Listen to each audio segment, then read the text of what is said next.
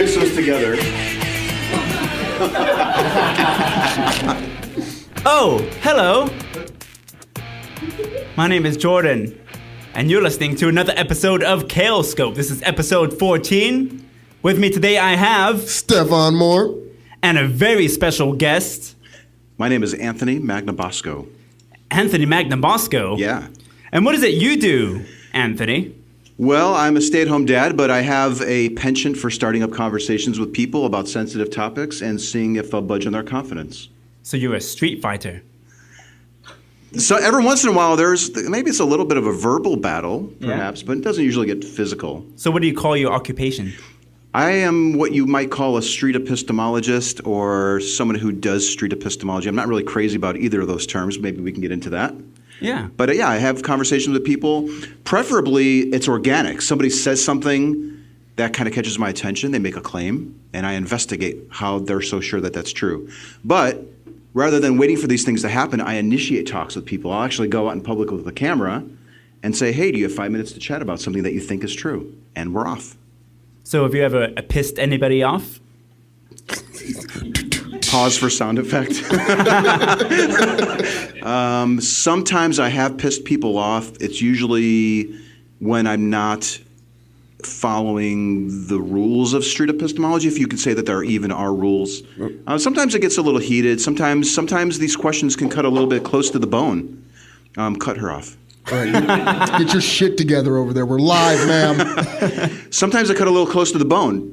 Rarely does a person tend to think about how they form these beliefs, and sometimes asking questions about something that's core to a person's identity can be a little scary for people. So sometimes they might push back. It doesn't, not in a physical way, but they might become a little bit more closed, a little bit more guarded. Very cool. Could you define what street epistemology is? Yeah, sure. So there's a lot of different definitions, and every time I give the definition, it tends to vary just a little bit. There is a website called streetepistemology.com where you can check it out. I like to define it as using questions to explore what a person thinks is true, why they think it's true, and how they determine that those are good reasons for having a high degree of confidence that it actually is true, in a friendly, non-confrontational way, where you're investigating the belief together.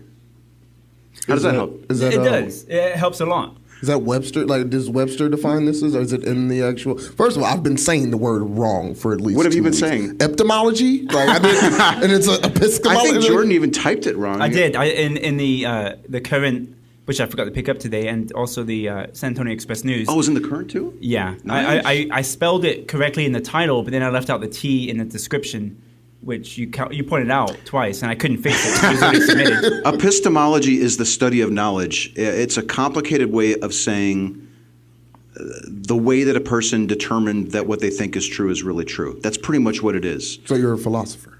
No, I'm not actually. But this whole idea was conceived of by a philosopher who studied the Socratic method and wrote a book called A Manual for Creating Atheists. Ooh, everyone say ooh. Ooh. Very, very shocking title. We know those types. Sheep. Very shocking title. But the practitioners of the method, including myself, realized this isn't just for talking to people who think a God is real or thinks that a God isn't real. You can really use it to explore pretty much any claim. Political claim, something about a supernatural claim like they think karma is real, everything happens for a reason, red cars get more speeding tickets than any other color car, that type of stuff. So how did you become interested in this? Well, I read the book and I started looking for examples, and there were no examples of anyone doing this as far as I could tell. First place I went to was YouTube. I like to watch these things. Right. There was nothing out there. So I donned a camera and I went out to a university here in town. Actually, when I first went out, I went down to the Alamo to talk to street preachers. Yeah. But then I started going to universities, and there's even a person in the room here who knows somebody that I interacted with a couple years ago, and that's pretty neat to see.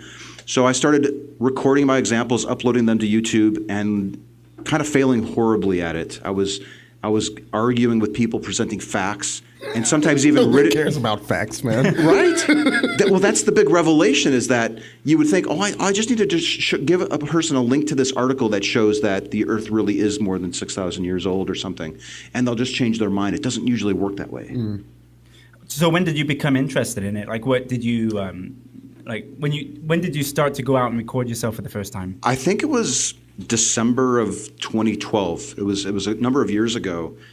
That's when I kind of realized I want to see examples, and if there aren't examples, I'm going to create them. So did you watch someone else doing this and thought you would try it yourself, or is this something you came up with?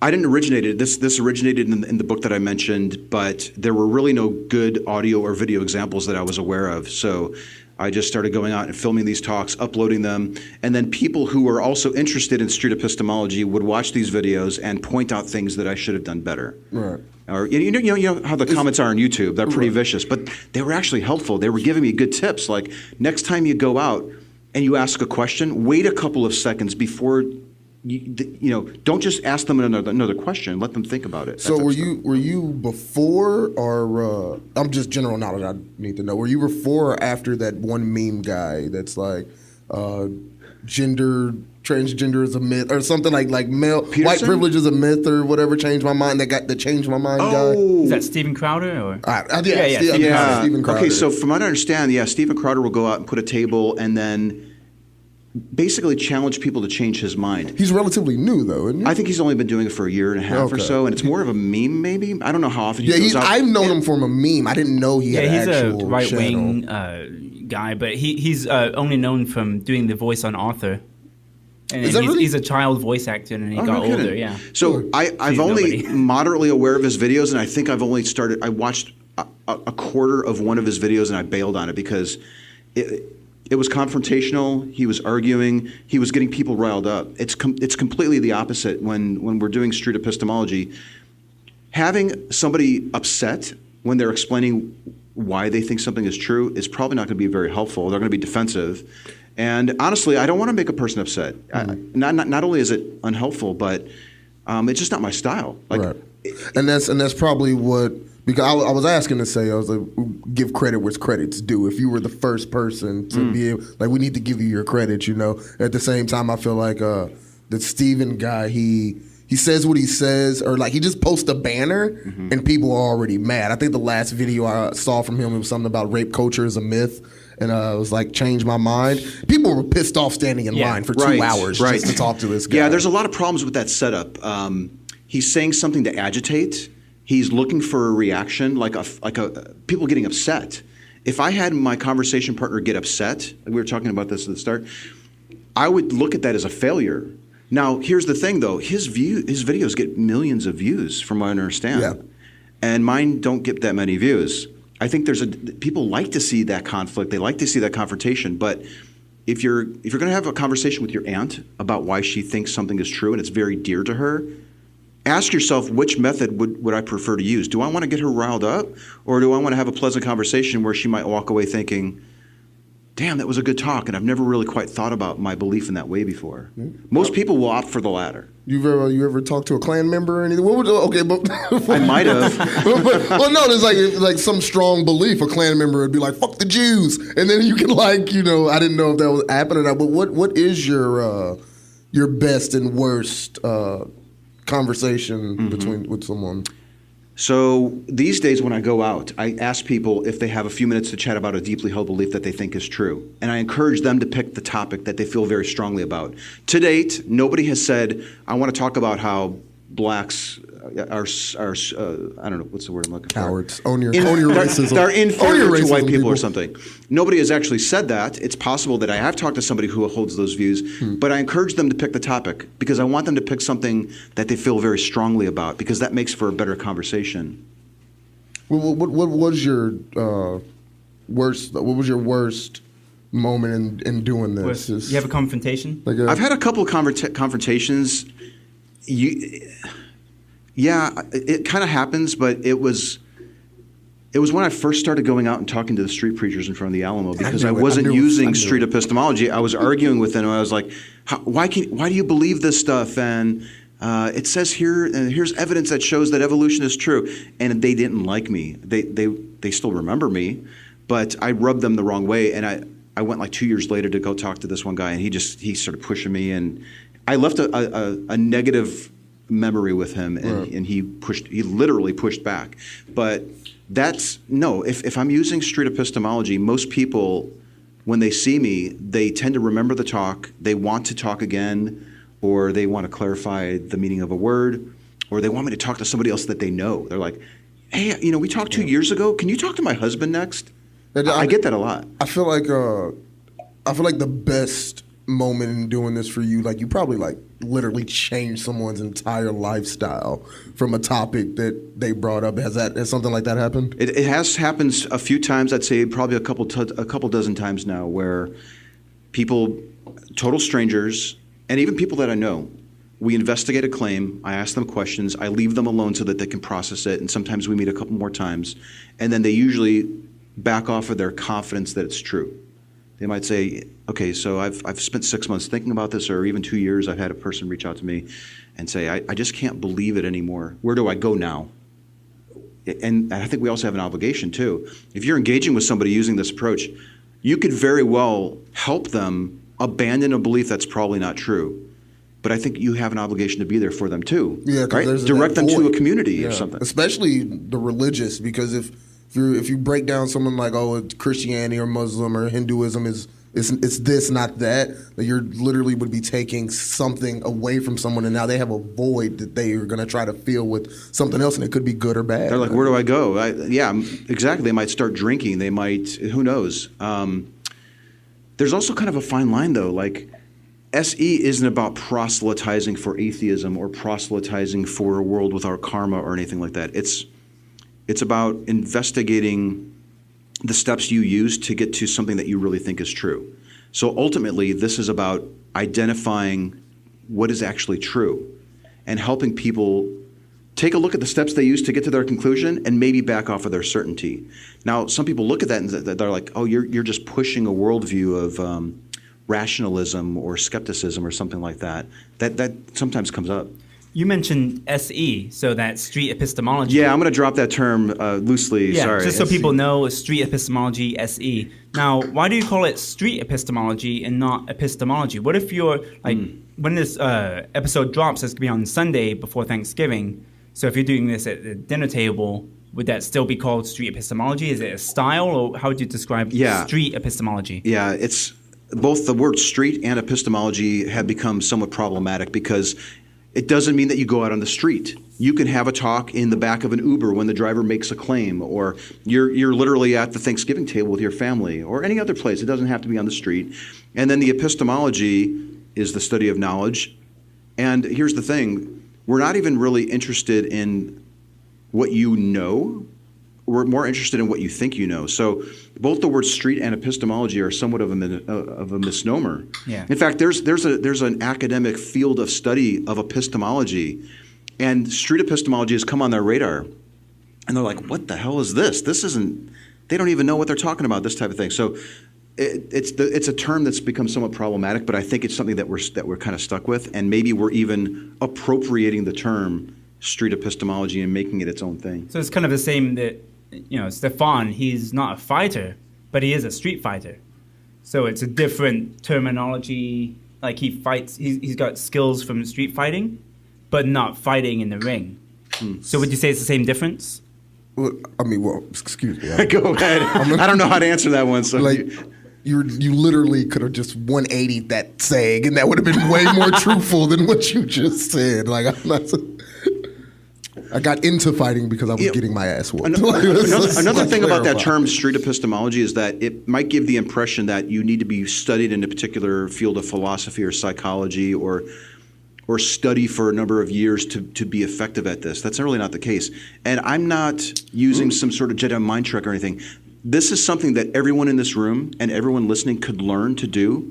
Practice it a couple of times, and it will probably fundamentally change your conversations that you're having with people for the better. Just general information for myself. What are you have any certificates or degrees in this field? No. But if I were to go back to school, I would not go back to study philosophy. Mm-hmm. I would probably go back to study psychology, because a lot of what's happening in these conversations seems to be exploring the human emotion that is behind these beliefs. Our beliefs are really tied to our identity, who we are.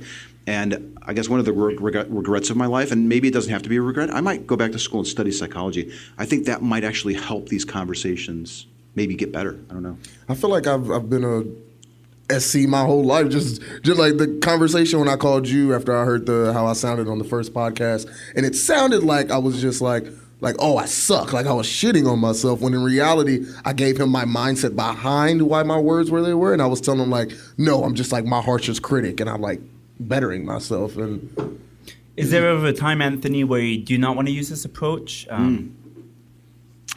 That's a really good question. So yeah, there are some times where it might become evident that the person that you're talking to has a particular need for the belief, even though they might recognize that it's not true. It's so crucial to who they are and how they cope with difficulties that you might just want to back off. So what would you tell a flat earther?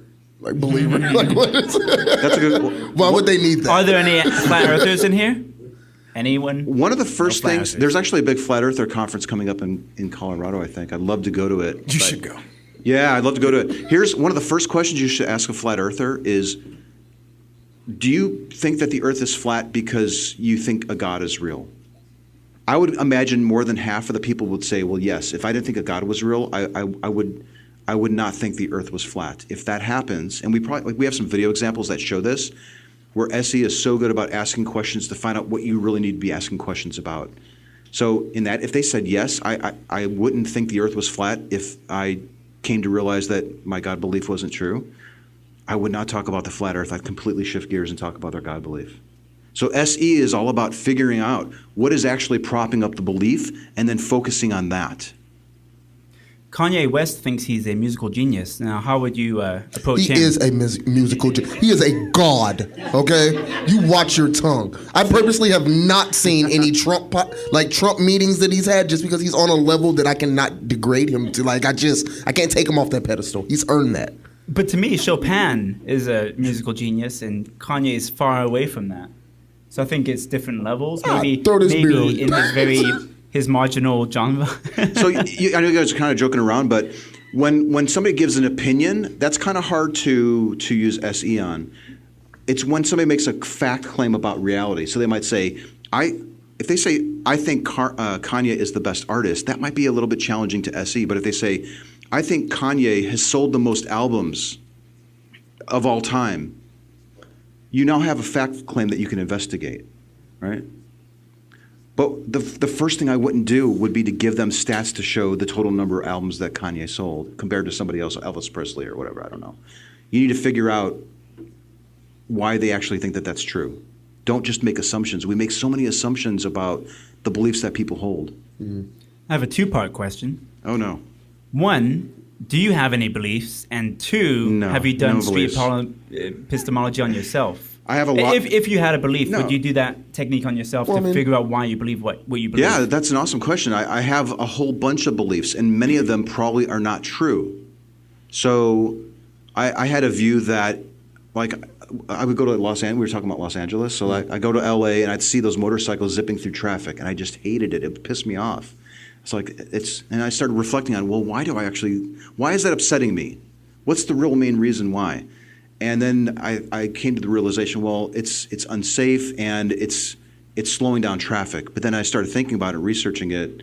I've actually backed off of my confidence that this is a harmful thing. It might be a good thing. So yeah, when you start learning street epistemology, you might actually find yourself using it more on your own claims about reality than you do with other people making claims about reality. It's almost like you're a millennial who figured it out. Like, that's it's like as your Super question, woke. like, well, why is this motorcycle pissing me off? Like, I've talked to a lot of millennials who are woke, and then I ask, we kind of get into this whole idea. Well, is truth objective? Is it relative? And a lot of millennials, in particular, that's not so true. I've met a lot of older people too. Everyone can have their own truth. If I think that it's true, I'm justified in believing that it's true, and you can believe what you think is true. And I can believe what I think is true. Even if we have competing beliefs that can't possibly both be true, we're justified in holding that view. I do meet a lot of people who go that way. isn't that like sort of like the Socrates theory of like just because someone told me this was black, like it's like that doesn't mean that this is black. It was like, to dumb it down the way it was told to me, it was like if I was put in a cave And then the only time I was in this cave, they moved the rock. It was a shadow, and the shadow was like of a stapler. And they were like, "This is a cow. A cow goes moo." And they click the stapler, and I go, "Ooh, cow." Is that kind of like? There's a lot of similar, So street epistemology does draw from the Socratic method, and there's an app called Atheos, Atheos, where you can practice this method. Okay. And I mention that because it's loosely based off of Plato's cave, where you're helping to rescue the prisoners who have a mistaken view of reality. But here's the thing: this doesn't mean that I've got it all figured out, or anyone who practices SE knows what the truth is. We could be just as in the dark and looking at the flames and misconstruing reality as the next person. We want people to learn this method so that they can ask us questions too. So if I said something like, I wholeheartedly believe that aliens exist, is that a way that you could, is that like a belief that you could? Totally. Let's try it. Totally. There you go. Yeah. Let's do it right here. Sure. Yeah. Well, that's what I believe. You want to do it right now? Yeah, let's do it right now. He believes aliens. Yeah, so one of the first things you want to understand is my view of the word alien might be completely different from yours. So what do you mean by the word alien, for example? Jordan. No, I'm joking. Extraterrestrials. Well, I am. He is quite alien, actually. I'm a legal alien, not illegal, illegal. See, now that's actually a good example. You could have been talking about immigration and everything. I could have been thinking like a space creature or something. I was thinking space creature, but then I was like, oh, Jordan's over there. Let me say Yeah. illegal alien. Let me go that route. What is your definition of an alien? Extraterrestrial beings that are not from this planet that can, do whatever they deem necessary. I don't know. They're not from this planet. They're like sentient creatures. Yeah, they're from outer space. They're in different microbes, galaxies, or not microbes, but like thinking. Microbes would count as aliens in my mind. Yeah. Okay. See, now that's helpful. That's very helpful. Okay, and just to get a sense of how sure you are, can you rank it on a scale from 0 to 100? I'm about 99.999. So you're belief that there is other life forms besides our own on different planets or galaxies. Okay, good. And so we kind of explored what he thinks is true and how certain he is that it's true. And then can you specify the main reason why you're 99.9999% sure that that's true? It's actually pretty simplistic. Is if I'm here, then this couldn't be out of the norm that there's not something else out there. If I exist, if I'm a life form here on planet Earth or whatever scientists call it, then it's not out of the realm of possibility that there are other life forms elsewhere. I don't feel like I'm that special. Okay. So if I understand what you're saying, I'm going to repeat back what he's saying so he can hear those words. Oh, shit. The reason why... My stupidity's coming right back at me. See, this is actually an important thing, is that I want to accurately represent what it is you're telling me. I don't want to straw man what you're saying. And it's also important for you to hear back what you're saying, because sometimes people don't really think about what they just said. So I'm going to repeat it back. Okay. And correct me if this isn't what you're saying, but I think what you're saying is that because you're here, you're justified in being nearly 100% sure that there's life elsewhere because you exist. In a nutshell, yeah. Okay. Is it conceivable that we could all be here and there not be any alien life? I don't believe that. I don't believe that there's nothing else out there. I don't think, unless it was, and Jordan can attest to this, like, unless you can show me I'm wrong, then I'm more than willing to change that. But like, if you can show me, like, if you call me, if everyone in here keeps calling me a horse, it's time for me to look for a saddle, So if you like, if somehow you can make me believe like, oh, well, yeah, I never looked at it like that, then okay. I'm not like going to be like, oh, well. You're open to evidence that would lower your confidence significantly that there's alien life. Okay. Of course. Have you ever thought about what evidence somebody could show you that there's not alien life out there? Yes and no. Just I don't go down the rabbit hole that deep with it. That's just how I feel. Mm-hmm. I pretty much go with how I feel, and if it's not hurting anyone, then that's just how I feel. Okay. I don't. You feel that because you have a feeling that that's the case, you're justified in thinking that it's true. Is that what you're saying? I have a moral compass that makes me feel that way. Yeah, I would say that. The way my moral compass is pointing would be the reason why I feel that way. You know what I'm wondering is, what if there weren't any humans on Earth? Would it make it less or more likely that there was alien life elsewhere? If I existed, yeah. If there weren't humans here, there weren't humans here, like even like take myself out of the equation as well. I'm not like the only man on not Earth. just you, but all of us. Well, we wouldn't exist then, right? Like if there was nothing here. Well, I guess what I'm wondering is, if humans weren't here, would it have any impact on the likelihood of alien life existing elsewhere? Well, I would say no, because I wouldn't be here to know would feel that way. Yeah. Yeah. So if there were no humans whatsoever, it doesn't increase or decrease the likelihood of aliens elsewhere. See, it'd be different because if you told me only I was alive, then I would wholeheartedly believe that there's life forms other places. But if there was no one here, then no, then I wouldn't. Not even myself, then no, I wouldn't believe that there's life anywhere else. If I could see life somewhere, then that would bring back that belief. Yeah. Like even if I was here by myself and the trees and animals and stuff, I would be like, there's some more animals like this somewhere else on another planet. Are you? Can I ask one more question? Yeah, go for it. I think what you were saying is that you'd require evidence to show that there wasn't life elsewhere. Do you have evidence other than other humans being here? Do you have evidence to show that there's life elsewhere? I do not know. I mean, outside of like the so-called videos of UFOs and Roswell episode that we did. Which I listened to, by the way. It was really good. Yeah. As you can tell, like I stayed mostly quiet that entire episode just because I didn't really know too much about Roswell, but I just feel that there's other life forms, especially I don't too much believe in a specific God, but I believe in a higher power.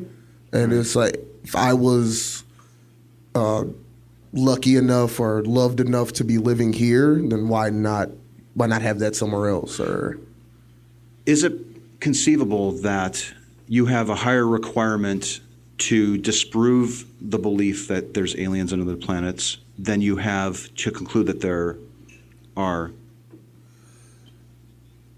Are you being consistent is what I'm wondering. Yeah, I feel like I'm being consistent. I can go deeper with it where I sound crazy, but it's like, that's why I was just like the core belief of it. I believe in other life forms. I think I might have gotten to it on the pod. I think I said something of like, I think we're pawns in some type of alien, some alien privileged child got us as a present, and like they're just messing around. Like I'm like, smoke a lot of weed, man. But no, that's how I feel about like other life forms or anything like that. Last question. I'm wondering if somebody felt that there wasn't life on other planets, that this was something unique here to Earth, and I have this. It's just a feeling. It's a feeling that there just can't be life on other planets. They might be using feelings like maybe you're using feelings. Would they be justified in being nearly 100% sure that there wasn't alien life based on a feeling? They are justified from my perspective. They would be justified in their opinion, but I would think they were highly wrong, and it would their intelligence would probably bother me, lack thereof. Oh, okay. You would question a person's intelligence if they held the opinion that there wasn't life on other planets. If they were just like, no, like we're it, like it's just like, open your mind, man. Like what do you think you're just so special that? Okay. Yeah, but I wouldn't really engage too much unless I didn't care about the person. Then I'd just be like, dude, you're a fucking idiot. Get away from me. Okay. All right, good. Thank you for your time. Appreciate it, man. Good. So, audience, would you like to see a few clips of what Anthony does? Yeah. All right. Maybe before we run, or while you're doing that, can you want to give me some feedback? Like, what did you think of that conversation? Do you think that you have a better view of your stance on these things, or the same, or whatever?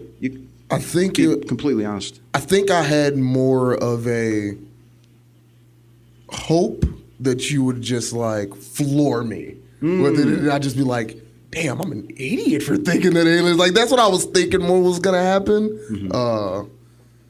But I mean, too much. I mean, in my mind, it was just two guys conversing and talking about beliefs, or asking, or just actually. Cool. I told Jordan, I told a bunch of my friends this is I like people that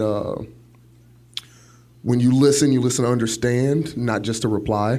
Yeah. And like, even though you were trying to ask questions to dig to try to find out why, like I still felt like you were understanding from my like rebuttals. Like, oh, okay, you weren't just like coming with it like, oh, okay, I'm about to get him right here with this one. I didn't feel that from you. Good, You yeah. genuinely wanted to know. Yes, exactly. Because the way that you can ask another good question is to really be paying attention and figuring out, did this person, what do they think is true? Why do they think it's true? And are they using a reliable method to get there? And perhaps even in your situation, are they being consistent in what they will require to change their mind? It's almost seemed to me, and correct me if this isn't it, but it seemed like you had a higher standard for showing that aliens didn't exist than you do to conclude that aliens do exist. No, I definitely wasn't like I wasn't looking forward to me being like, well, damn, this guy here. Like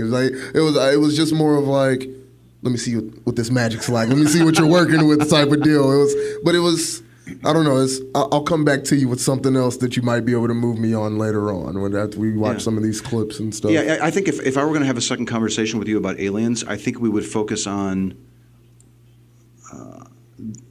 the different standard that you might have, that you might actually be requiring a higher standard to show that this isn't true than you do to show that it is. That you might actually be having a bias, maybe. And I'm kind of wondering, like a bias that it isn't? I'm wondering if you have a bias towards wanting to believe or wanting to think that aliens are real, as opposed to not, believing that they're not real. In a way, are you neutral to the idea? Like, would you be open if he? No, it would piss me off if he somehow like made me like realize like that aliens don't exist. Yeah. I would be upset, but it would be more like, well, at least I don't have to go around thinking this anymore. Like it's this obscene type of. Why would it upset you if you backed off of your confidence that aliens existed? Because I have a lot of conversations with myself. And it's like when I'm laying down at night and I'm just sitting there thinking and I space out, and then I go down that rabbit hole of like controversial things, and when I come out the other side of it, am I better or worse from going down this rabbit hole? Figure that out, and then I think I just kind of stick with it. And no, I'm still a hardcore believer in aliens or other life forms, but okay. Might be able to get me on something else. So we'll see. We'll see what I'm wanting to divulge here. So I'm interested in this clip, though. You want to explain it to us before he plays it? Okay, yeah. Sorry, I put you in an awkward position. No, I can see this. Okay, so this is a really short clip, maybe a minute long, and this one harkens back to where we were talking about this idea of truth being objective or subjective. And I try to use a really simple example. I met this woman on the trail. We're chatting, and she thinks that everyone can have their own truth. So I do a quick little thought experiment with her to see if that's really the case. All right, let's take a look. Could you be holding a belief that makes you happy, but might not be really true? I feel like it's true to yourself, and that's all that's really important. Do you really live that way? Yeah. Do you? I mean, as long as I feel it's true, like, why should I believe, I don't know, why shouldn't I find my truth in what I believe and that make me happy? Why shouldn't everyone do that? I'm really thirsty right now, and you're actually holding my water bottle. Yeah. It's true for me. Okay.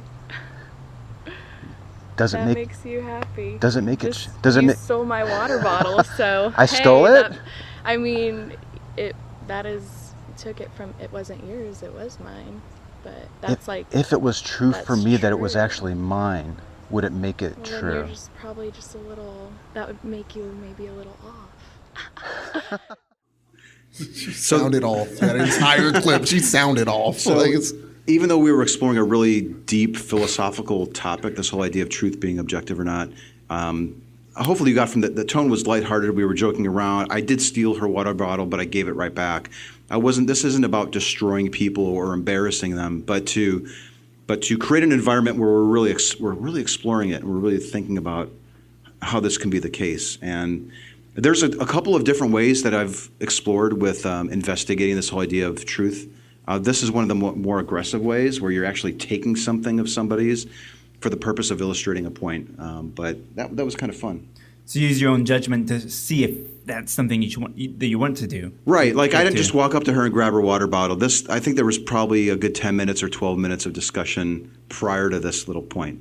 So yeah, you have to, when you're meeting somebody on the trail in the woods with a camera, you kind of have to build a little bit of rapport and help them feel safe with you. Not gonna lie, I did look a little bang bro-ish. Like it was just like when you're like in the woods, this guy on the camera, she's like, "Hi." Thought bound chicken, wow wow. I thought it was coming. I'm thirsty. You got something for me? He gets it.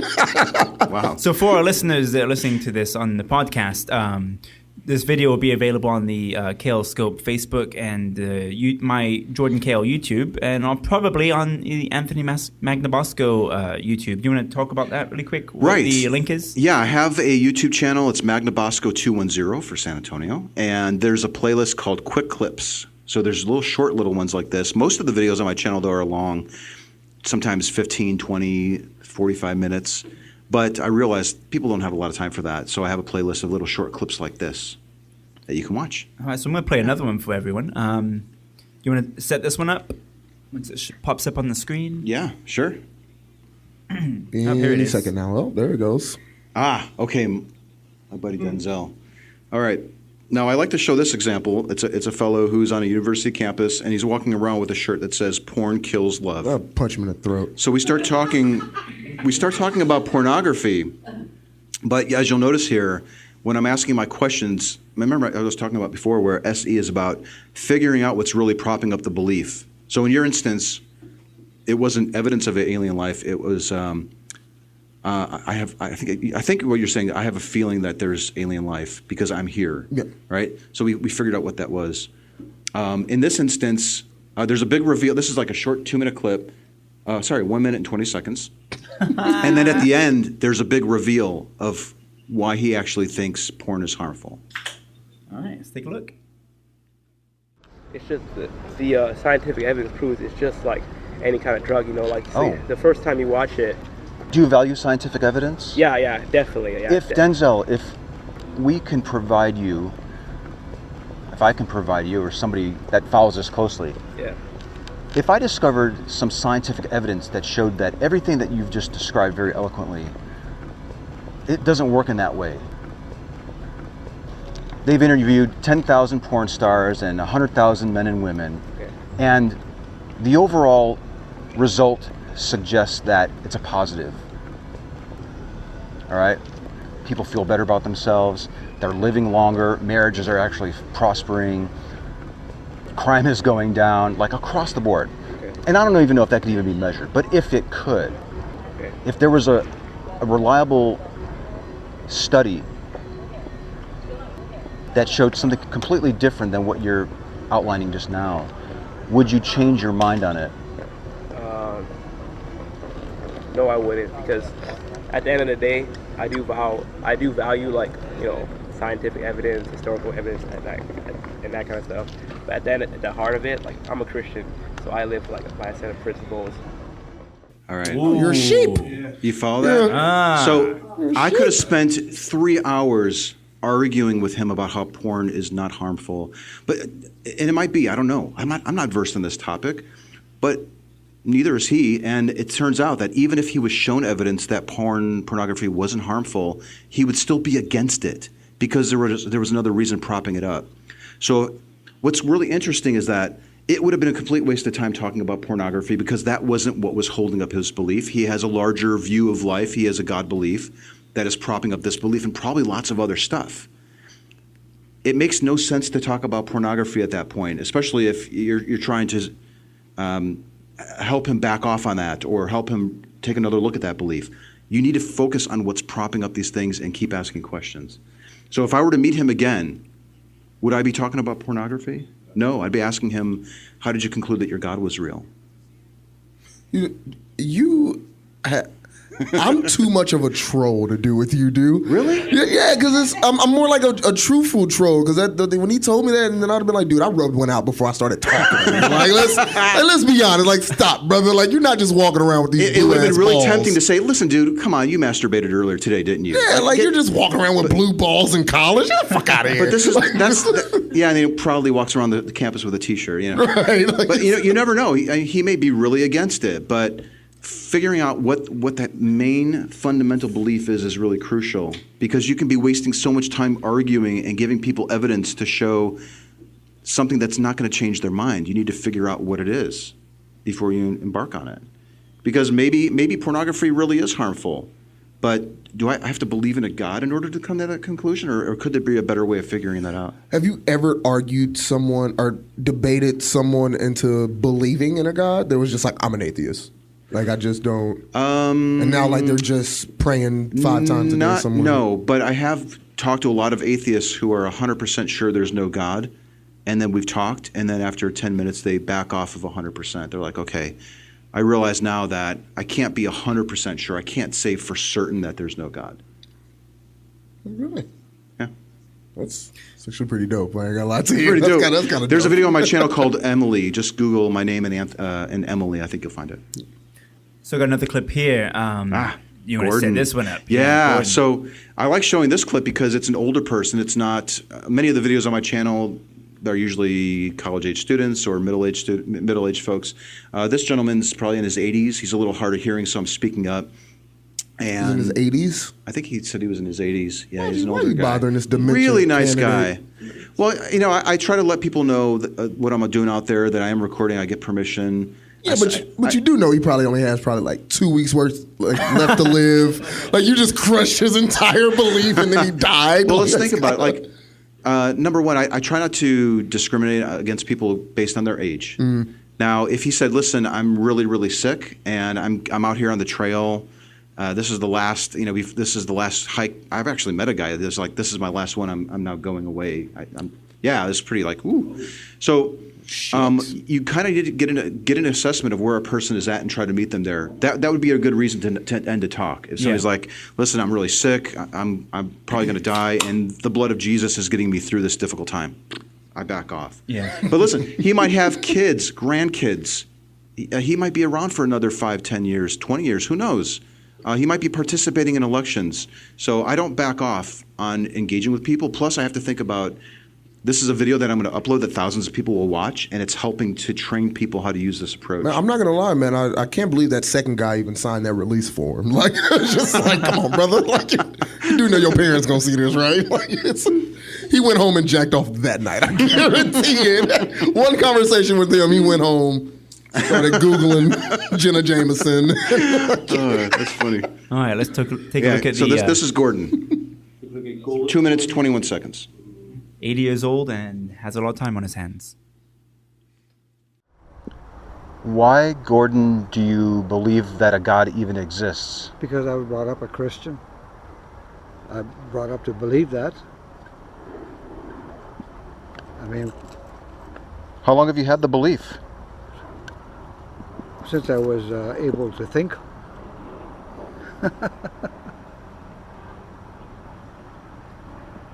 And it gets stronger as I grow older. Interesting. Yeah.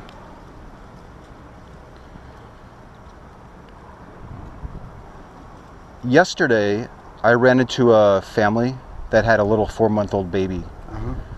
And they identified themselves as Christians. But they could have easily been Hindus or Muslims or pagans. Doesn't matter. Well, not pagans, but pagans are non-believers. But it doesn't matter what religion you come from or what your ethnicity is, as long as you believe in a supreme being, whether you call him Allah or God or Nehu or whatever, as long as you believe in the same being, it doesn't matter. Let's say that little girl is raised to believe that there's no God. Well, I feel sorry for her. Would she be just as correct in her belief as you being raised with your belief? Just as correct? No. I mean, Why not? because this was all created for us, by God, and we look for eternal life. And that comes through salvation. And if you don't believe in God, then you can't have salvation. Are you saying that if a child is raised to believe in a God, they're justified in having the belief, but if a child is raised to believe in no gods, they're not just... A young child has no concept of what's right or wrong at that point. They believe only what they're told. And so what they are taught in the first 5 years of life will probably be with them for the rest of their life, which is unfortunate. Yeah. All right, so that video paused twice. I forgot when I was setting it up, I forgot to mention. And I did that to call attention to points in the conversation where somebody might say something that, if you don't believe in a God, could be raw meat or something that would really upset you to want to chase. Like first he says, pagans are non-believers. Well, that's not really true. We might have a tendency to want to correct somebody that says something that's not true, but if you chase that and you correct somebody, it's going to probably make them defensive, and it doesn't help you drive to the foundation of why they think it's true and how they concluded that it's true. And then he said something like, the second little ding there is that you can't be good without a God. So if you are a non-believer and you have a family and kids, you realize that, well, no, I can be a great parent and a loving parent without any gods in my life. And sometimes when you hear that, you're like, I need to correct them. I need to show them that that's just not true. But again, chasing that would get away from what's propping up this belief. So I had that video paused there to call attention to these areas of the conversation where they can really be distractions. It might be tempting to chase it, but if I had done that, we wouldn't have gotten to the end there where he gave that great reveal that it's kind of unfortunate because what you're raised with is probably what you're going to end up believing. Mm-hmm. He basically just verbalized why he thinks it's true and the problems with it. So that goes back to an opinion or a personal belief. Can't have morals without God. Kanye West is the best rapper ever. Musical genius. Well, at the heart of it, he's really making a fact claim. I think a God is real. So if I was pressed for time and I was meeting somebody and I can only talk about one claim, that would probably be the one that I would investigate if they were willing to do so, because their view on pornography is based on it, how they want to vote, which is the best candidate, what they want taught in public schools. There's all these other beliefs that we hold that are usually based on that one big one. So that's usually the one I like to go for. But I encourage people to pick whatever topic they want to go with. I have another belief that I feel like you might be able to poke holes in. Give you another shot, another opportunity. I wholeheartedly believe that politics is just bullshit. It's just the voting process, just that all of it. I don't like any of it. I'm against it, and I'm against it in terms of the way they project that it's like our vote matters. Like I'm against that. So when you meet somebody that's a very broad claim. It's helpful to get something really specific. So I might say something like, and maybe we can talk about like the steps that we would go through rather than actually doing it. But I would ask you, like, what specific claim are you making? Are you saying that your vote doesn't matter? Yes, I am saying that. Okay, so that would be the claim. And then we want to explore, like, why? What's the main reason why you think? Is this your opinion, or do you have things that brought you to that view? Yes. And what is the biggest thing that brought you to the view? This is the why.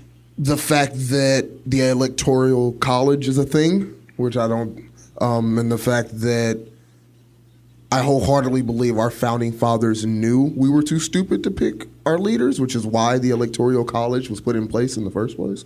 And in this age of too much information, I don't think that it would be necessary in terms of like districts and legislators taking our vote in the account of who they pick for the next president. Or like, I don't even think I truly honestly don't believe the president really holds any true power. I just think he's a figurehead. Okay. So there's a lot of things to chase, but I think the main thing is that, I'm going to repeat it back. I think what you're saying is that the reason why you think your vote doesn't matter is because of the Electoral College. Yes. Okay. If the Electoral College wasn't around, we're actually testing to see if that's really the reason why. If the Electoral College didn't exist, if it was abolished for whatever reason, would you think your vote mattered more?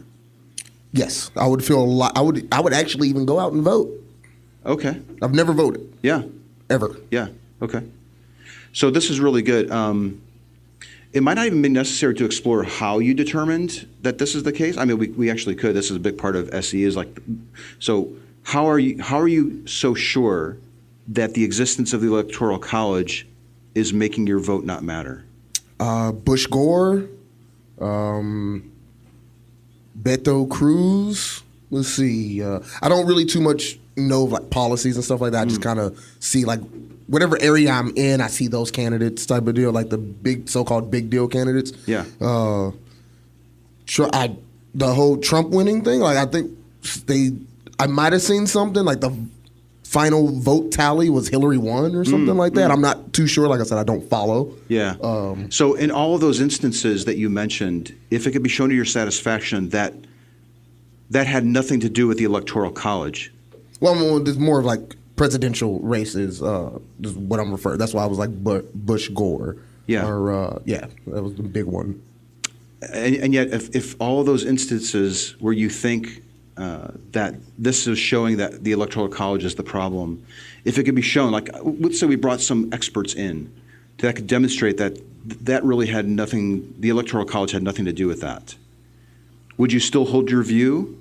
No. Okay, good. Okay, so this is actually good. We're not only identifying why he thinks this is the case, but we're testing to see what would change his mind. And that's great. Yeah, I see that. There are some people who will say, even if in those instances, if it could be shown that those folks, it had nothing to do with the Electoral College, I'd still be against it. That's very common too when you get people who make claims about gods. There's usually other reasons holding that up. So in your instance, I think I would make sure that that's really the case. And here's the thing. Your view might actually be true. Like that might really be a problem. And yet I think we would want to have experts to show that that's the case, right? Mm. Okay. Yeah, well, that's good. Yeah, well, now it doesn't even have to be experts. Just because there's only so much I'm going to take face value from anyone without doing my own research on it. But if you was like, look, these are the numbers from an accredited place or whatever. Yeah. Like this is what it is, and I'm looking at it. I do my own research, and I'm like, nah, yeah, he got that one. Okay. Like I'm not beyond. You're not dogmatic on your position. You're willing to budge, and you've actually identified what you might accept to change your mind. Yeah. Yeah.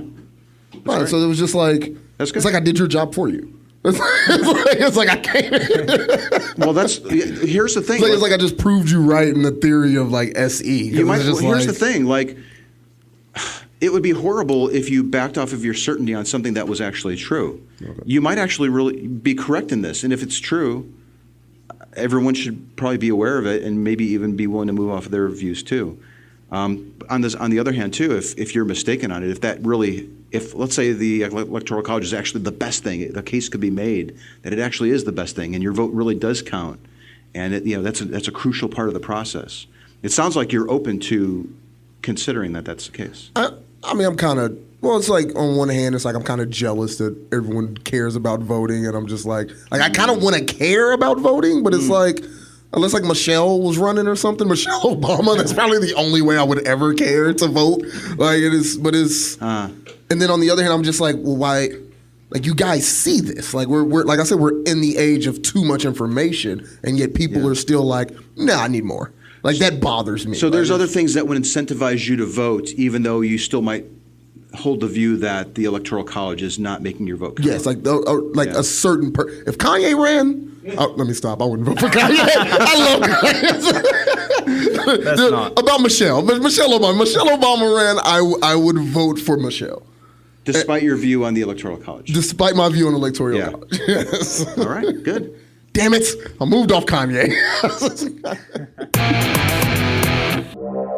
You're listening to Kayallscope.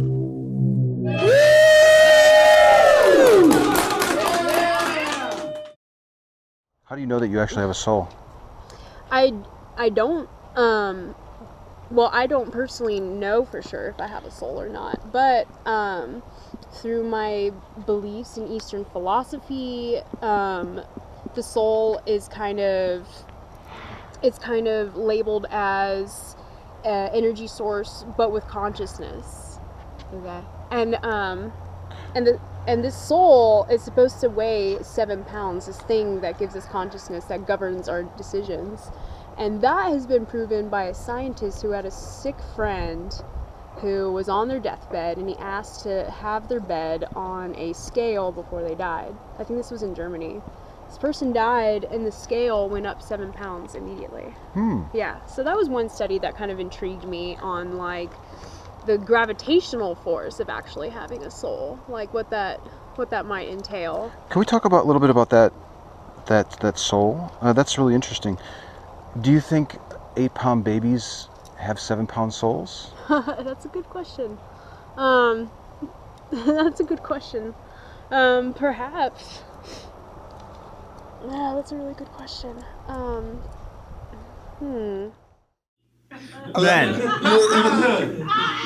Okay, one thing about this, I'm so glad you didn't have that clipboard here in front of me when you were doing my thing, because every time you wrote down, I'm like, fuck what I say. Like, what did I say that was so wrong? You know, actually, the writing this stuff down could be a useful technique in that it's something of interest, like, oh, why is he jotting that down? It can help a person think about what they just said a little bit and kind of wonder, like, did I just say something legit there? Or, like, why is this getting his attention? And I'm not going to lie to you, man. That's when he told me what it was that you did. I told you I didn't look up anything. Yeah. It did make, I think this is the most articulate, would make actually trying to explain myself that I've ever been, just because I didn't want you to just rip me a new one in terms of, like. Oh, you were being a little bit more PC? I guess you could say PC or careful? Not careful, just because I kind of really wanted to see. I was kind of like hoping that something, I did get moved off of belief.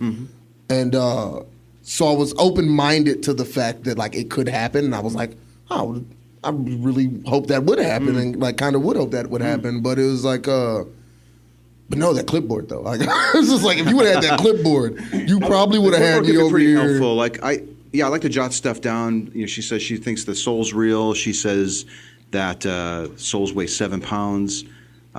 It would be really tempting for a lot of people who have heard this claim before.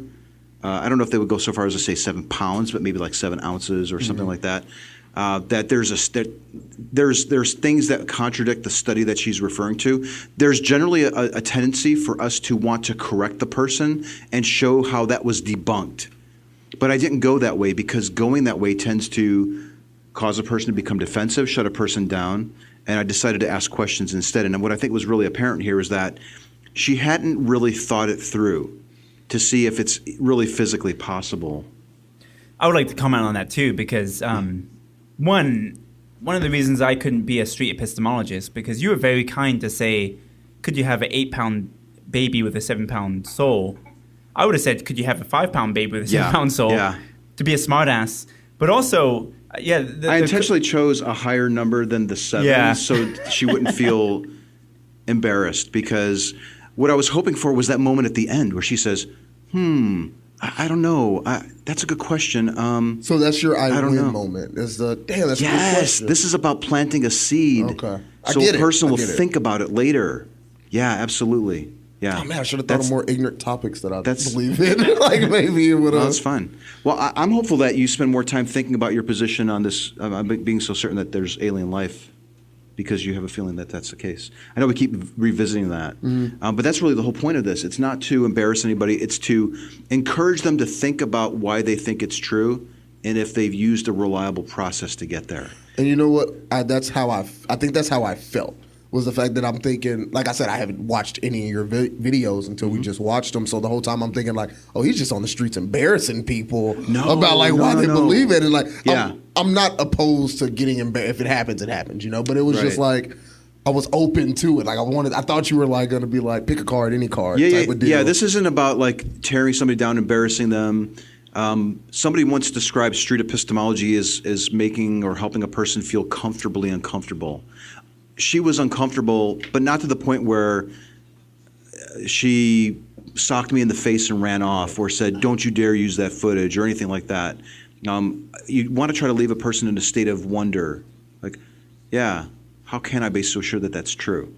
That's where the person themselves can change their own mind if there's no reason to keep the belief. Well, I'm not gonna lie, man. You definitely gained a subscriber out of me because I would repost the hell out of some of those videos, man. I would have reposted the guy with the porn and that last lady. They would definitely be getting reposted on my Facebook or Instagram page. Like, here's the thing, too, is that I want the video. I record it not to show people saying stupid things, but to teach the method, but also show that many people don't think about the steps they're using to get there, and this could be a really powerful tool when you're engaging with people, your loved ones, your family. Like I mentioned, the aunt at Thanksgiving or something. Like, this is a really good technique where you're not arguing with them. You can be asking them questions, and then you can say, okay, that's enough of the questions. Let's get back to dessert or something like that. Yeah. There you go. I greatly do appreciate it. I appreciate Kayallscope and Anthony for being here. We appreciate you, Stephon. Give it up to Stephon. Thank you. Daddy got to pay rent this week. I gotta go. I love you guys. Though. Thank you. Like, seriously, thank you guys for everyone who showed up and support. I do love you all. Thank you. I'm gonna get the hell out of here. And all right. See you later, man. I appreciate it. Thank you. Ian Grant will be stepping. He's a fellow comedian. He will be helping with the Q&A with Jordan because Jordan said that was okay. All right, but no, I thank you guys. I'm getting out of here. I love you. All right. Take care.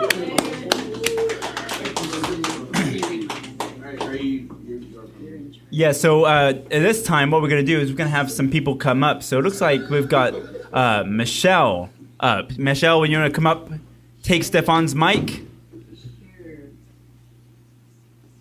What are we doing? We're investigating a claim. You're going to epistemology the shit out of her. Hi. Hi. This is awkward. Sorry. No, you're fine. Okay. Now, were you going to question her? Do you want me to question her? I could. I'm going to try this. I'm going to try this epistemology stuff. Right.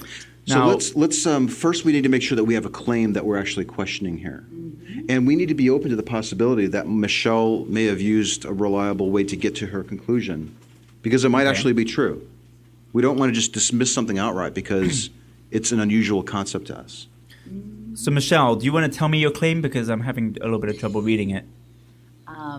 I believe that we are all in charge of our lives. A little closer and a little bit louder. We're all in charge of our lives.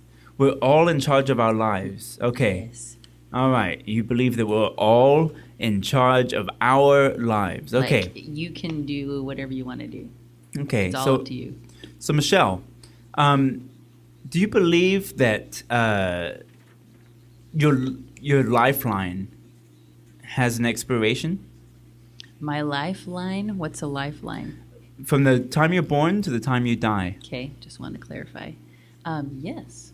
So how would you say you control that lifeline? How do I control it? Yes, you said you have control of your life. So how would you control your lifeline? Now, some people can say argue diet, exercise, things like that to help prolong it. But how can you control when you're born and when you choose to die or not choose? Are you asking, I guess what I'm wondering is what you're asking here, Jordan, is are there limitations to what she can control? I think so. I think it's exactly. So you're limited to what you can control. So you cannot control your life. Are there limitations? Do we know that there's limitations? We know for sure because you have a birth date. Well, hold on a second. Let's ask her if there's any limitations. Are there any limitations, Michelle? Because there might not be. Maybe there's not. All right. Might be an illusion. Well, you know, and if a lady is pregnant and she goes to the doctor and they give her a due date and said you're going to have the baby on this date, but maybe baby doesn't want to come on that day. That's maybe true. the baby chose to like stay in the womb longer because it wanted to. So that means that the baby is controlling when it wants to come out, when it wants to have a birthday. Well, that makes my daughter an asshole because she waited an additional 9 days.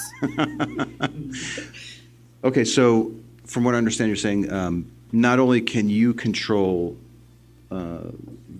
your life that babies have this ability too? I think so. It's our soul. Oh, there's a soul. Yeah. So how would you define a soul? Like, what is it made out of? Like, It's your very essence of being.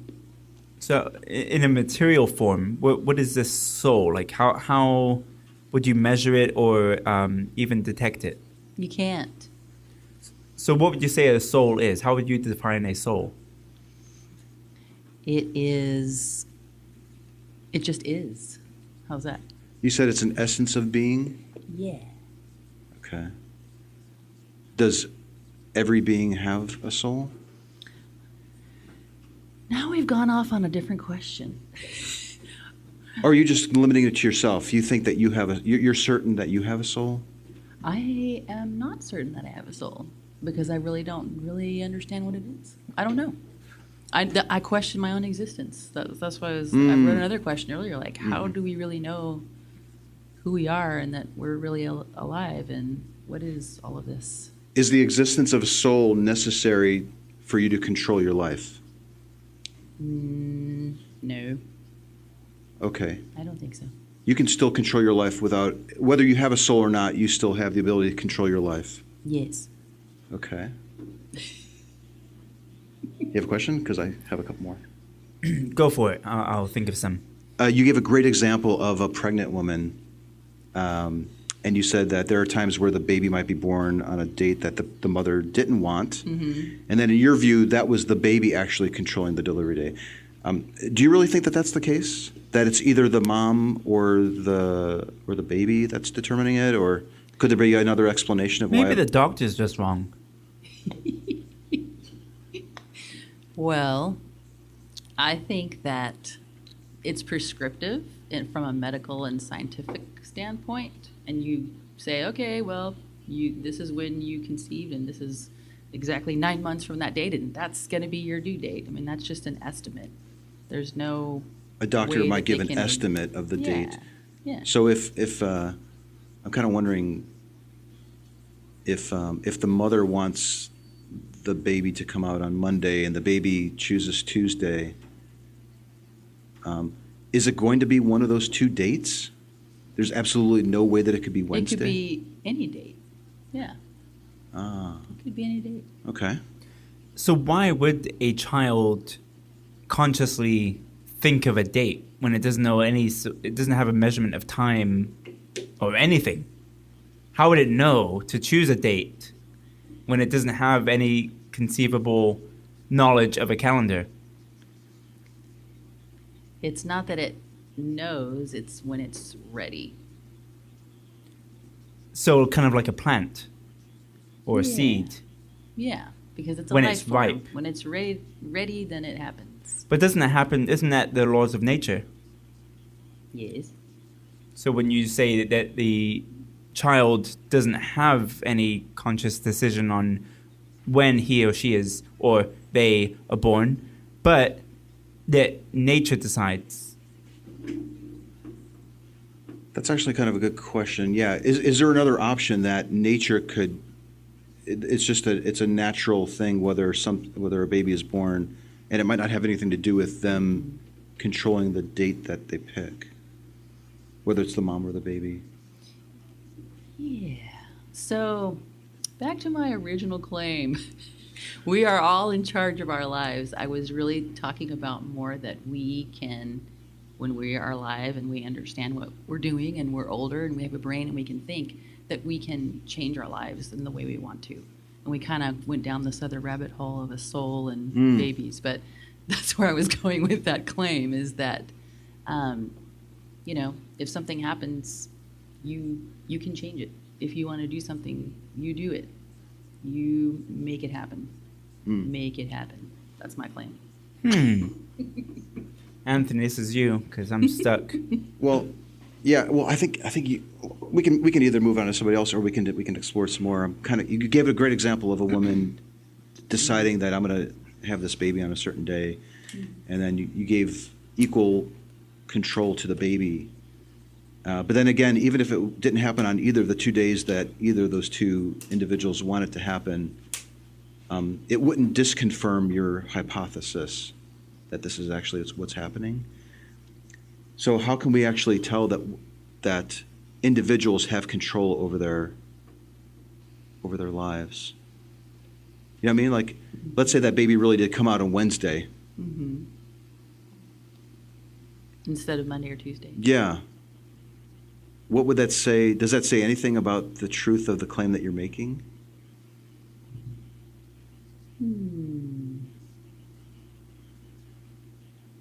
Yes.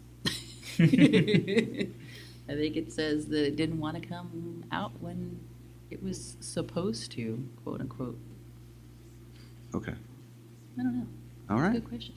It's very good. Thank you for your time. Next victim. Appreciate it. Thank you, Michelle. Give it up for Michelle. Thank you very much. Is there anybody else that wants to come up and get epistemologed? No? All right. You want to come up, Ryan? Yeah, sure. All right, Ryan. Come up with your Hey, claim. Ryan. What is your How's it claim, going? Ryan? I mean, hey, how you doing? So I don't really exactly have a claim. I just I like the subject matter of what we had today. Like, Do you have a question or some feedback about it? I mean, so I'm trying to understand this. So my first, I guess, thought about the whole thing is, it seems very jarring, especially if you're coming up talking to, say for instance, a lot of people seem like they were in workout clothes, you know, half the people were like, you know, just going about their daily lives, and it seems like you come up to them and just kind of like, you know, you ask him, obviously, you know, in a very calm voice, like, hey, do you have like 5 minutes of your time, you know, Right. whatever. But I feel like the subject matter, whatever you ask them, is very jarring, and I get the concept of like, you're asking them something about the beliefs that they have like put forth in their daily lives, and why they believe those things. Yep. And I totally get that. And of course, I'm actually all about self-growth and you know, trying to be a better person, try to understand yourself. It maybe took me the last year or two to figure that out. You know, I'm trying to find out a lot of things about myself. You know, I have a lot of anger issues. I have a lot of, you know, beliefs that I had to question and all of that. So I like personal growth. It should be questioned. A lot of things that you think about yourself should be questioned. But like I said, it seems almost jarring to some of these people that, you know, you're asking them like something out of their comfort zone when like, hey man, I'm just trying to jog, or hey, Yeah. I'm just trying to. There are some people who say pretend that I don't masturbate or something like that. Yeah, they're like one thing that you didn't notice with these quick clips is the 5 minutes that, or even 10 minutes that occurred prior to it, where I explain what I'm doing. Many times I explain what I'm doing. They're like, that just sounds way too heavy. I'm here for a workout. Maybe when you catch me off the trail. Yeah. And they come off the trail and they just walk right past me. They're not interested in doing it. Okay. Yeah. So, Obviously, you get their consent. Like it's absolutely. Not like, yeah. Of course. But some people are like, you know, I just came here to like run a couple miles. I had no idea that I'd be exploring something so wonderful. Like that was really cool. And it's kind of cool that you like you test them on like they get like offended. Some like it seems like they get a little bit offended like why you ask them these sort of things, but they consented to. You know what I mean? Like they but you know, flip side of that, it's kind of I don't know. It seems like you're playing devil's advocate to like themselves. I don't know. Like it's yeah. I try to be a mirror to what they believe, because like I said a couple times, I think this night, like many people haven't really thought about. They know that they have these beliefs, but they don't really take the time to think about how those beliefs got in there. I often wonder, like, how do we get to those points? Like, how do people become, you know, if you're thinking about it like a political sense, you know, how do people become Republican or usually Democrat? it's about the people we hang with, how we were raised. I feel like the sense of comfort that a belief might actually give us. Yeah. I feel a lot of it has to do with like socioeconomics, like a lot of, you know, sometimes it's ethnicity. Like more often than not, it's not. But or it is. I don't know. I feel like a lot of things in life, in in general are anomalies.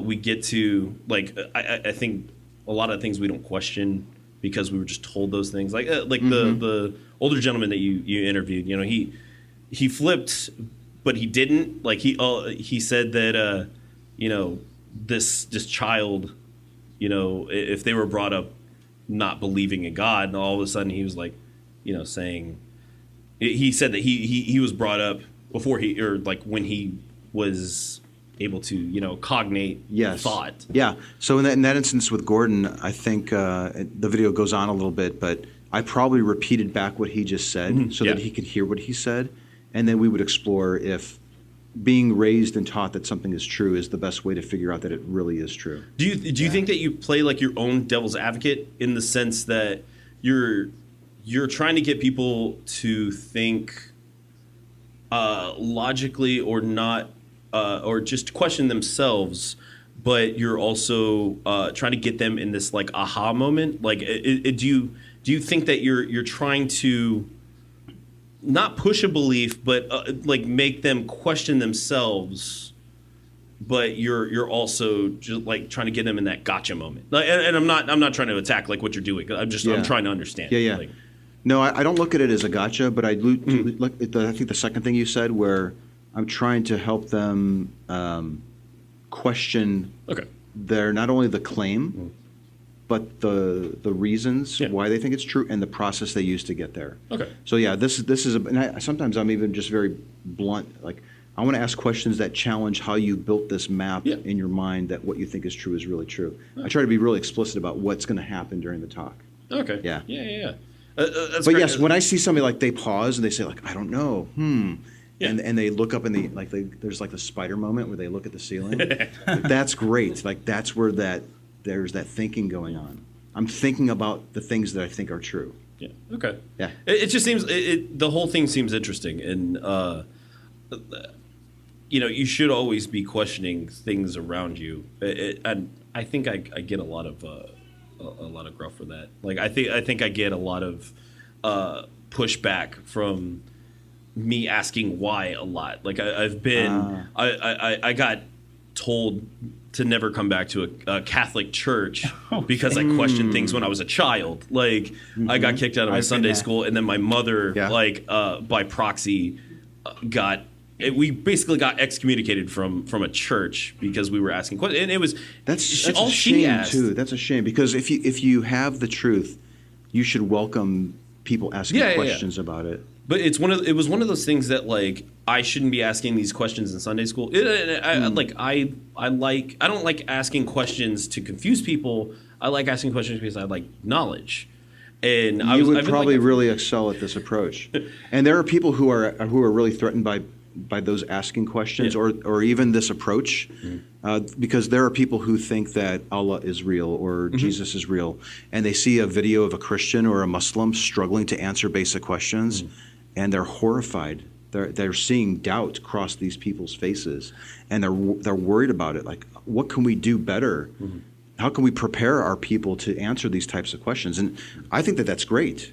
I think this is spurring some great discussion from both sides of any topic. I feel like it gives them like that kind of fight or flight feeling where, okay, now your faith either gets stronger or it gets weaker. You start questioning yourself as like, why do I believe this? Like, why am I? Yeah, why am I doing what I'm doing? I've had some people message me afterwards, and they say that really made me think, and I've scheduled a meeting with my priest to talk about these questions. Now, that subsequent conversation with that priest might have drawn them back into their belief and made them more confident that they're on solid footing, or maybe it didn't meet their expectations. It's hard to say. This is why we want people to learn about this method, so that, like the folks that you've seen in these videos, hopefully that's not the last time they meet somebody who's asking Socratic questions, that this becomes a common occurrence. Because it seems like asking questions is probably one of the best ways to figure out if we're believing things that are true or not. Yeah. I feel that. Yeah. All right, well, thank you very much, Ryan. Let's have Ian Grant come up to the seat.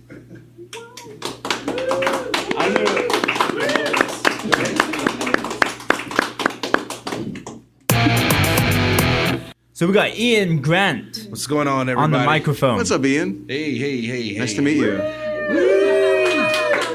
Thank you. So I should mention Ian is actually going to be on not the next episode, but the episode after that. I think episode 16. Yes, sir. Cool. We're gonna be talking about some things, but we'll save that for a later date. Yeah, it's gonna be really good. Nice. I will try to nice listen to that surprising. So, go ahead, Jordan. I'm sorry. Go ahead. No.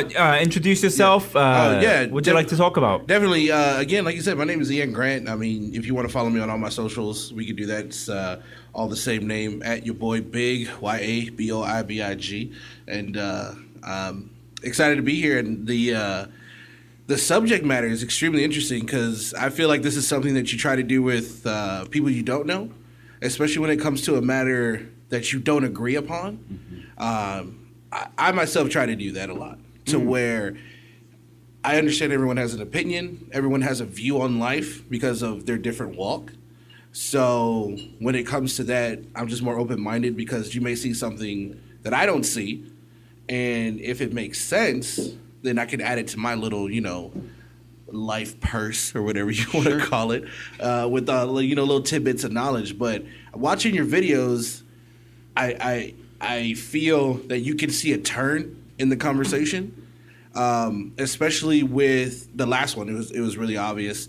Or even when you were sitting here talking to Stephon about, things that he views and he believes in, you can see that it's really small too, because if you blink or if you're not paying attention, you can see where the conversation turns to where you kind of like not really take the upper hand, but you know where you're going to go for it just by the next question you ask. Like with this aliens thing, you were talking to him and you said, so, you believe that your existence is a good example that there is other existence. And he goes, yes. And then you said, so if you didn't exist, what is that? Pretty much what does that mean? And I'm sitting over there and I'm like, oh, like there it is. Like there's the turn.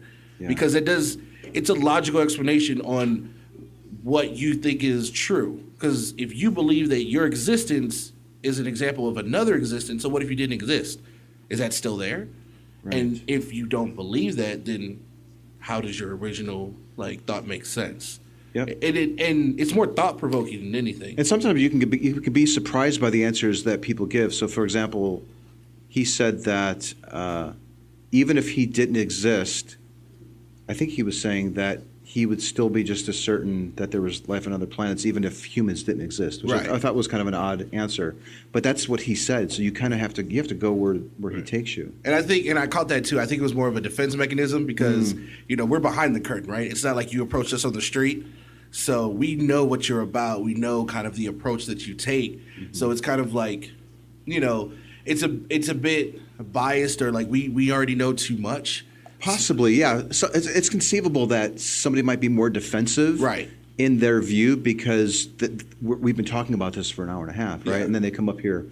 Whereas if somebody on the trail, they have no idea other than me explaining what I'm doing. They have no idea of the background or the genesis of the method or all these different examples that we've been talking about or the goals of the method per se. They might not even know that. I think, it's extremely interesting. And again, just like Stephon said, you did gain a subscriber out of me as well, and I get real deep into YouTube. Cool. These will suck you in. Yeah. And there are more people uploading examples of Street Epistemology. There's a playlist. Maybe we can put it in the description or something. Yeah, if you want to talk about it right now, actually. Yeah. So I think it's tinyurl.com/SE latest releases. That will redirect to a YouTube playlist where there are volunteers who make sure that anything that's on YouTube related to street epistemology, whether it's an interview or an exchange like this where we have people in South Africa, Finland, England, all across the world are uploading examples, and we compile them all in this one playlist. And they stay in there for a good month or two, and then we push them out into these monthly playlists. So that would be a really good place to go find other people because some people might just not like me or he just kind of rubs me the wrong way. And they might see somebody else doing this in a slightly different manner and be like, now that guy is good. I like it. And they get more drawn. It's probably the same method, just presented in a different way by a different personality. And they get attracted to it, and then they want to learn the method. So the more people who are doing this, uploading examples, experimenting with it, the better it is for this method, which is why I'm so excited to come on podcasts like this to teach you, show your listeners this, and hopefully maybe there will be a handful of people that will look into it and maybe even do it, and maybe even do it to the point where they record examples and put them online. That's extremely interesting and captivating when it comes to something like that, which brings me to my question. Is there a convention or a meeting like with other street epistemologists to where you guys kind of come together and just talk about your experiences or like funny stories or aha moments, things like that? Have you set something up like that, or have you ever thought about doing something like that? People have, so there are online communities of people. We have a Facebook group with almost 5,000 people. So if you search on Facebook for Street Epistemology, you'll find these groups. We have a Discord server I'm actually live broadcasting the audio of this talk there now, and there are people listening. We have, what else do we have? My gosh. Facebook and Discord are probably the two biggest communities. But occasionally someone says, can we meet physically and go over, have speakers and this type of thing? It hasn't happened yet. But typically what's happening now is generally atheist-related conventions. This was born in the atheist community, but it doesn't need to stay there. We wanted to broaden it out. Right. So atheist-related conventions are having workshops and talks. I've given several in the United States and internationally. Oh. I was in Norway. That's why I have this cap. I was in Norway earlier this year. Your look. I thought you were busting out the South Park. No, look. I gave a talk in Norway on this method and recorded it and put it on my YouTube channel. I don't think we've quite reached the point yet where we could have. Maybe we could do a convention in Las Vegas or something on just this method. But right now it's ancillary. Like people are gathering for something else. And oh, by the way, down the hall there's this workshop on this new way of engaging with people. That's cool. I have one just blistering question. Do you have a contingency plan if this goes wrong? Like you're speaking to somebody and you just get the one right guy or right female that just goes, hey man, fuck you. Like you just like right off the bat, Well, that's a good question. I mean, you never know how people are going to react. Like you're talking about very sensitive beliefs that are core to a person's identity. It could be very disarming. It could be upsetting to people. I've had people cry during these interviews where they were further along in questioning their God claim or some other claim. It was shocking to them to realize like, oh wow, like karma was so important to me and now I really can't be sure that it's true. So contingency plans, I mean, I am recording it for one thing. So that is not only to capture the moment, but to protect myself. Right. I usually have two cameras going and sometimes even broadcasting the audio. So there's other, plus I like to do it in a public space where there's just enough foot traffic where if I get in a bind, I could say, help, please. can you just, call the police or something? Because this is really getting out of control. It hardly ever gets to the point where I'm regretting having started the conversation. Right. But these are things in the back of my mind too, like, is there enough foot traffic where if either one of us feel uncomfortable about this, somebody can intervene? Yeah. Yeah. Cool. Well, all right. Personal question: Are you married? I am married. Yes. Right. Have you ever busted out the SC on your wife? I use it with my family all the time. Yeah, for sure. And how does that usually go with you? Is it mostly like at the Thanksgiving S? Maybe it's at the dinner table, or I'm driving down the road with my kids, and they're like, "Hey, we need to go to that new restaurant that opened up. It's supposed to be the steak there is awesome or something, right?" And we can sort of talk about, well, how did they hear that? Well, my friend told me that. Okay. Tell me a little bit about your friend. Well, his dad works there. Okay, that's interesting. So how many times a week do you get to quit the shit, Anthony? Here's the thing. Like, you could really piss people off by asking these types of questions, to the point where they don't want to be around you. But I try not to get to that point. You kind of have to choose your situations where you use this. Yeah. I want to get to the point where they know that I ask these questions. Now they ask themselves these questions. I don't even have to do it, because they are now using it on me. They're using them as themselves and their friends. So now your evil plan is being unplotted right here on the Kayallscope podcast. I think, yeah, exactly. No, I think it's great. And it's a fun discovery, and it's okay to say, like, I don't really know. I can't be so sure that this is true. I question the way that I got there, and I'm going to be a little less certain that that's true. It's a humbling thing. It's a great skill to have. It definitely is. I do agree, and I know George's giving me the look over here, just like, okay, we only got a couple. Oh no, I'm enjoying it. I just think this is a perfect podcast for the weekend before Thanksgiving. Oh, yeah. Because I'm going to be a piston a lot of people off. My Thanksgiving is actually this Saturday, and I cannot wait. Yeah, that being said, one thing that I think seems to be the case is the more people who are observing, the more, let's say we are having a conversation, you may be more open or less open. Generally, people are a little bit more guarded when they understand that there's like people watching them, which is kind of interesting because I'm filming it, but it's still one-on-one, but I'm recording it for thousands. But when we're in it, it's a one-on-one. There's people walking by, and they're just going about their merry way. When you have other family members listening in and maybe even throwing you off because they're like, I saw a thing that showed that that's not true. Like, there was a study that showed that's the thing about souls weighing 7 pounds. That was completely bunk. And you're like, oh, you're throwing me off here. It actually was like proving that that's actually just gas expelling from a human body after death. Here's other people don't know about this approach, and they may think that they're helping you by saying, oh, I know this, I know the answer to show that you're wrong. When the point is for you to ask questions for the other person to discover how they concluded that they're right. What was the last thing you questioned about yourself? Ooh, look at that, Anthony. That's a good question. I question Like myself all the time. I I gave the example of the driving through traffic with the motorcycles. That was a fairly recent thing because I was just out there a couple weeks ago. Have you ever kind of like instant like done it to yourself where you just like, well, that doesn't make any sense, and then you go, wait a minute, It happens a lot. Really? Yeah, and then also it's funny because like I'll do a podcast and I mention something about like I gave the example about eating steak.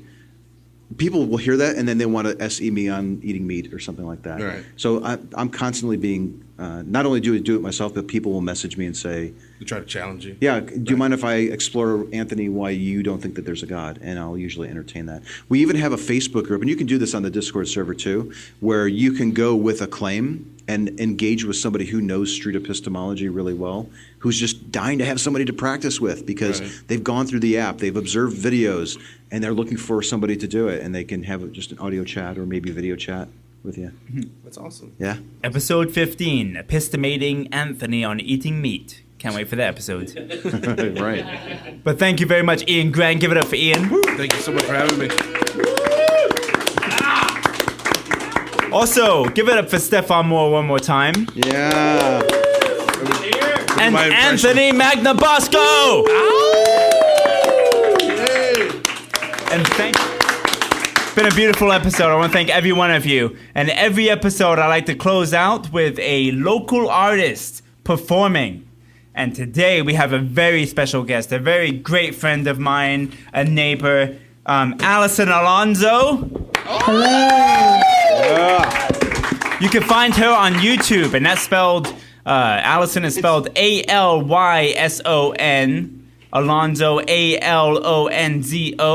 Music on Facebook, Alyson Alonzo Music on Facebook. You can find her on Spotify is that the Romantic EP? Yeah, the Romantic EP is on Spotify. Romantic EP is on Spotify. Streaming on Spotify and YouTube. Yes, and I've listened to her. She's got some good shit. Also, here she is. And also, her next show, if you're in San Antonio, is November the 30th at the Bang Bang Bar with Survival Guide. Yeah, also, the lead singer of Tsunami Bomb.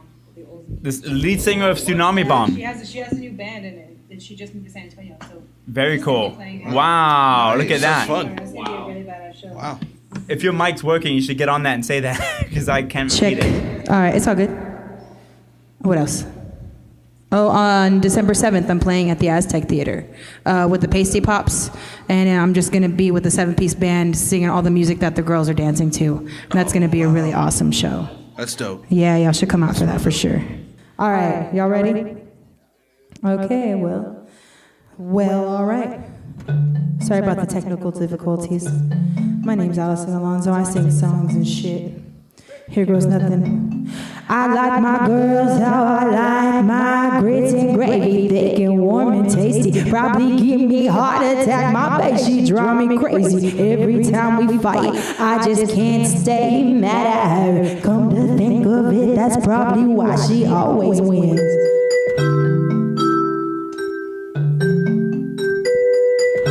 Hey, oh, my baby, she loves me. Ay, oh, my baby, she loves me. Ay, oh, my baby, she loves me.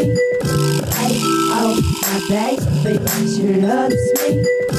Ay, oh, my baby, she loves me. Ay, oh, my baby. Sweet lover, my angel, she's kinder than springtime. She hold me, I need her, she keep in my mind.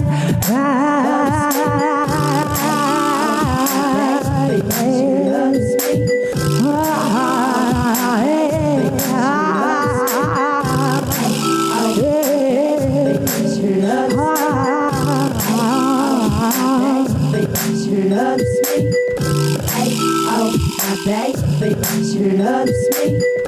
Ay, oh, my baby. We walk through the aisles, just trying to survive. She draws me, I sing her the songs from our childhood. I don't know what I do without her in my life. I probably dig a hole and crawl in and then die.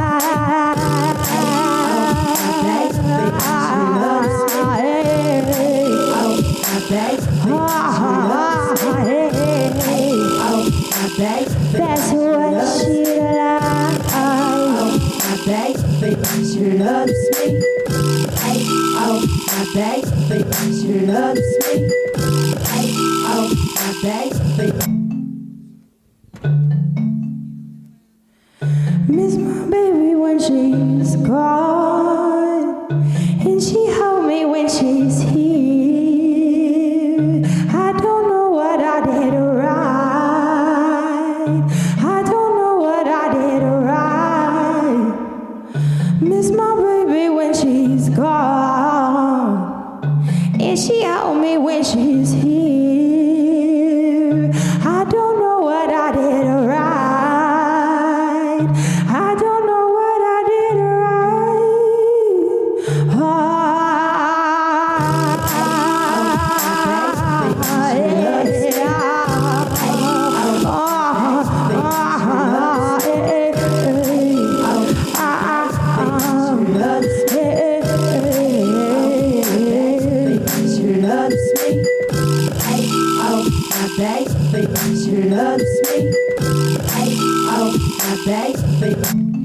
I like my girls how I like my grits and gravy, thick and warm and tasty. Probably give me heart attack. My babe, she drive me crazy. Every time we fight, I just can't stay mad at her. Come to think of it, that's probably why she always wins. Come to think of it, that's probably why she always wins. Come to think of it, that's probably why she always wins.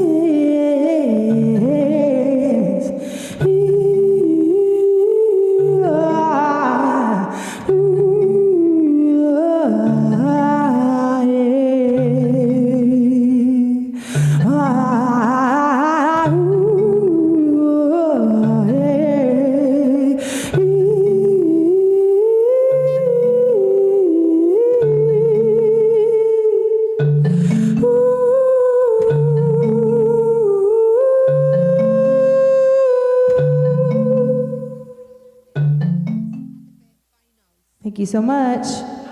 My name's Alyson. Thank y'all for having me. Sorry about the technical difficulties. Y'all are awesome. Give it up for Jordan, Kayall. Thank you for having me out. Take care.